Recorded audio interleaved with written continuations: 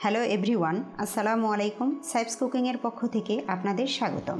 আজকের আয়োজনে আমি আপনাদের সাথে শেয়ার করব বাচ্চাদের জন্য খুবই মজাদার, পুষ্টিকর ও স্বাস্থ্যকর একটি সাবুদানার রেসিপি, যা থেকে বাচ্চারা ভালো মানের কার্বোহাইড্রেট, প্রোটিন, ক্যালসিয়াম এবং অন্যান্য ভিটামিন, মিনারেলস পর্যাপ্ত পরিমাণে পাবে, যা একটি বাড়ন্ত বয়সী বাচ্চার হাড় শক্ত করতে, পেশি শক্ত করতে, হজম শক্তি বাড়াতে, কোষ্ঠকাঠিন্য দূর করতে, এমনকি শিশুর রক্ত সঞ্চালন বাড়াতেও সাহায্য করবে। চলুন তাহলে আর কথা না বাড়িয়ে রেসিপিটি শুরু করি।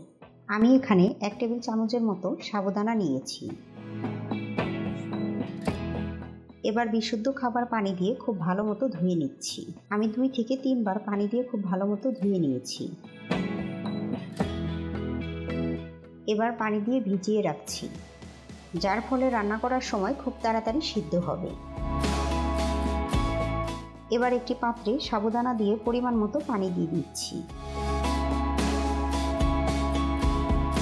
আমি প্রায় 1 ঘন্টার মতো সাবুদানা ভিজিয়ে রেখেছি, যার ফলে সাবুদানা ফুলে ডাবল হয়ে গিয়েছে। আমি এখানে 1.5 কাপের মতো পানি দিয়েছি। আপনি আপনার বাচ্চাকে যেরকম ঘন অথবা পাতলা খাওয়ান সেই পরিমাণে পানি দিবেন। সাবুদানা রান্না করতে করতে ছোট একটি অনুরোধ করে নিচ্ছি, ভিডিওটি ভালো লাগলে প্লিজ একটি লাইক দিবেন এবং বাচ্চাদের জন্য এরকম আরও সহজ ও পুষ্টিকর খাবারের রেসিপি পেতে আমার চ্যানেলটি সাবস্ক্রাইব করে অল বাটন সেট করে রাখুন, পরবর্তীতে ভিডিও ছাড়লে সবার আগে পাওয়ার জন্য। লো মিডিয়াম আঁচে 10 থেকে 12 মিনিট রান্না করার পর দেখবেন সাবুদানা ভালো মতো সিদ্ধ হয়ে গিয়েছে। সাবুদানা যে সিদ্ধ হয়েছে সেটা কিভাবে বুঝবেন? তার জন্য একটু লক্ষ্য করলে দেখবেন সাবুদানার গায়ে যে সাদা বর্ণ ছিল সেটা চলে গিয়ে একদম পানির মতো স্বচ্ছ রং ধারণ করেছে। তখনই বুঝতে পারবেন সাবুদানা পুরোপুরি সিদ্ধ হয়ে গিয়েছে, আর তখনই চুলা থেকে নামিয়ে নিতে হবে।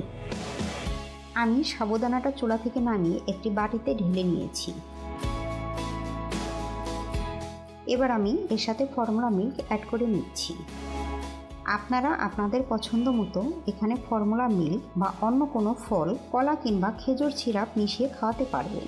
আর এই খাবারটা 6 মাস থেকে শুরু করে 2 বছরের বাচ্চাকে সকালে, দুপুরে অথবা রাতের প্রধান খাবার হিসেবে দিতে পারবেন। তবে 6 মাস থেকে 1 বছরের বাচ্চাদের জন্য তৈরি করলে লবণ, চিনি অথবা গরুর দুধ দেওয়া যাবে না।